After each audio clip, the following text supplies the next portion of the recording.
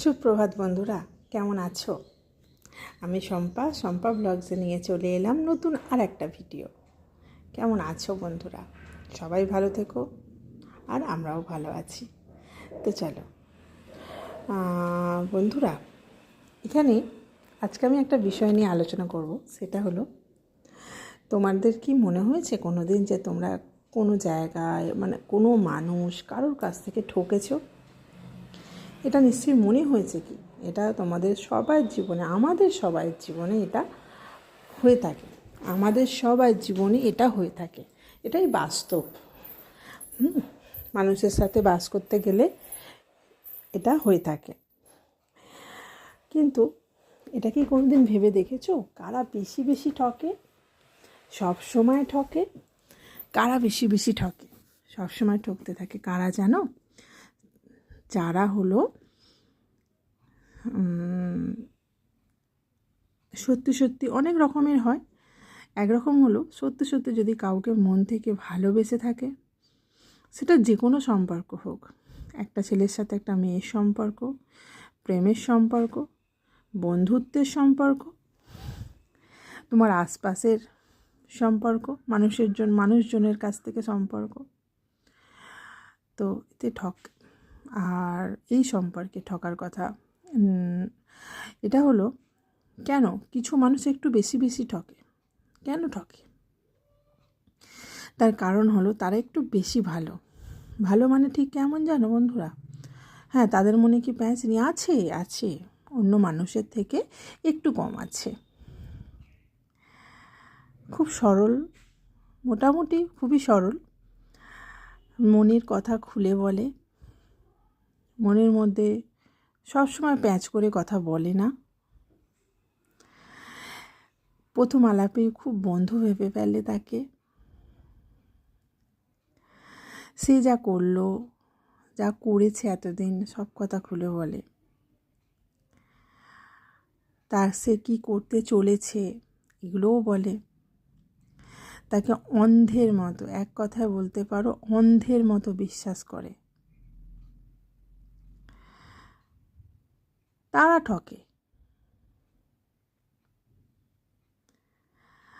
আর কিভাবে ঠকলো তুমি বলতে পারো? তাহলে কীভাবে ঠকলো হচ্ছে, সামনের মানুষটা তার সমস্ত দুর্বলতা জায়গাগুলো জেনে গিয়ে তারপর তাকে সুযোগ নিতে শুরু করলো। এই সুযোগ নিতে নিতে যখন তুমি একদিন, ওই যে সরল মানুষটা একদিন ভাবলো যে এটা করা ঠিক নয়, এটা, তখন সে তার পাশ থেকে সরে গেল। আর যখনই সরে গেল, তখনই সেই মানুষটা মনে হলো আমি ঠকে গেলাম। তাই মনে হচ্ছে আমি ঠকে গেলাম, এই মনে হওয়াটা বন্ধ করে দাও। কোনো মানুষের সাথে খুব সরল মন নিয়ে মিশো না, বুঝলে? কোনো মানুষের সাথে সরল মন নিয়ে মিশো না। যত সরল মন নিয়ে মিশতে যাবে, তত জীবনে আঘাত বেশি পাবে, আঘাত।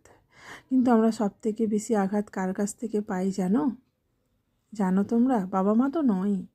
বাবা মা কোনোদিন ছেলে মেয়েদের আঘাত দিতে পারে না, বুঝেছ? এখানে বাবা মার বিষয়ে কোনো কথাই হবে না। এখানে আমরা যাকে ভালোবাসি তার কাছ থেকে আঘাতটা পাই। কেমন করে জানো?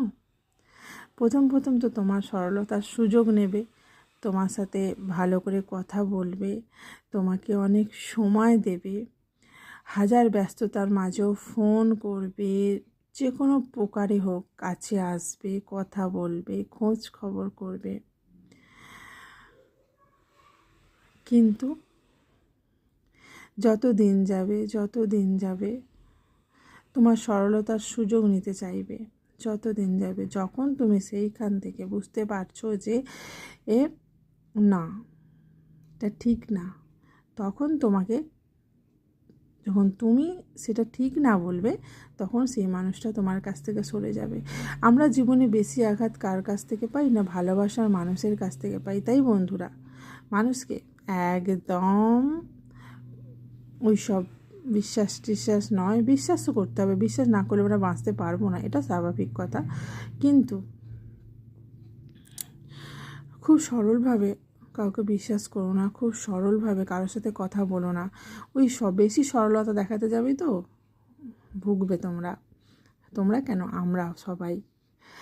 আর কিন্তু তারা কি ভাবছে, আমি যে ঠকালাম, তাদেরকে ঠকালাম, ঠকিয়ে খুব ভালো থাকবে না।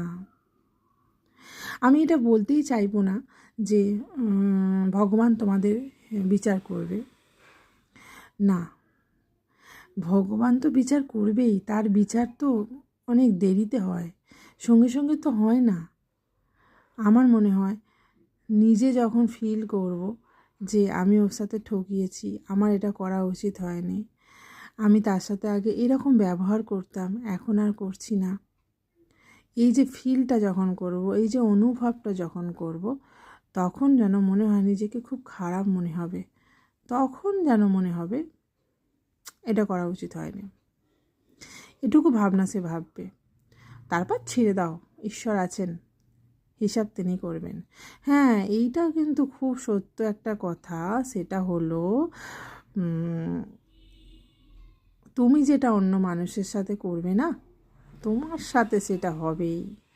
আজ না হোক, দুদিন পর হবেই হবে, হতেই হবে। কারণ